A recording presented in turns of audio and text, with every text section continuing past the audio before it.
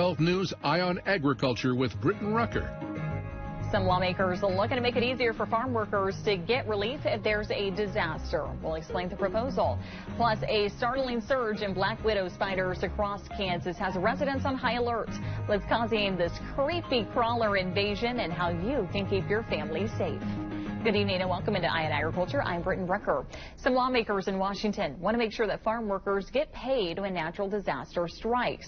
According to the USDA, nearly 2.5 million people work on farms and ranches here in the U.S.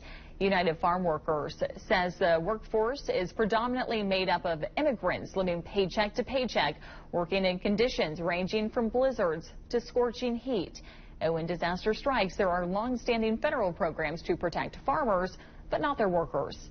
Now some Senate Democrats are looking to change that with the Disaster Relief for Farm Workers Act. We see an ice storm or some kind of heat wave where they're unable to work, or wildfires because of the natural disaster, they're out of income. This would allow farmers to not work when it's dangerous to work and to be out there, and to still have income to be able to put food on the table or to make sure they have shelter over their heads.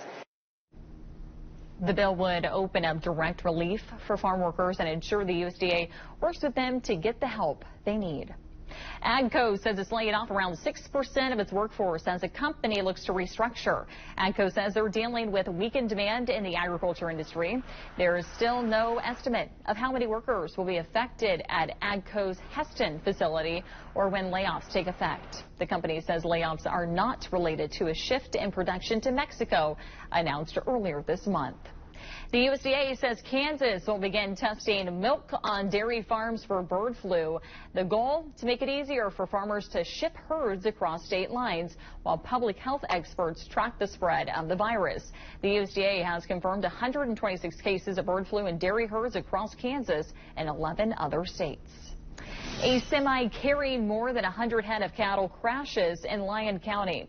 It happened Monday morning at Highway 56 and Road K. Officials tell us the driver got a rear axle stuck in a ditch. A farmer tried to pull the truck out, but the trailer flipped onto its side. 19 of the 123 cows in that trailer had to be euthanized on scene due to their condition following that crash. With more than half of Kansas in a drought, ag producers are sharing their concerns with lawmakers, including Kansas Senator Roger Marshall. The latest drought map shows the majority of Kansas is experiencing some level of drought, but that's nothing new for Kansas ag producers. They say while dry conditions are a problem, they've become accustomed to doing more with less. But as we talk about the future of agriculture, where does conservation meet agriculture 30, 50 years from now? We talk about the Ogallala Aquifer, and I can echo what Sarah's saying about, wells going dry. And so when wells go dry, farming goes dry, and cities go dry. The two senators say they will take what they heard from producers in Burlington back to Washington, D.C. to improve federal drought tools. A warning for Kansas farmers as experts say tar spots are popping up in some of the state's corn crops. The spots are a fungal disease that hurt corn production in 12 Kansas counties last year. Now 4 counties in northeast Kansas are seeing them this year. K-State Research and Extension tells us fungicides are a good tool for controlling tar spots if they are well timed. Still ahead on Eye on Agriculture, a farm on top of buildings in Wichita, what their mission is and how it helps highlight specialty crops in our state.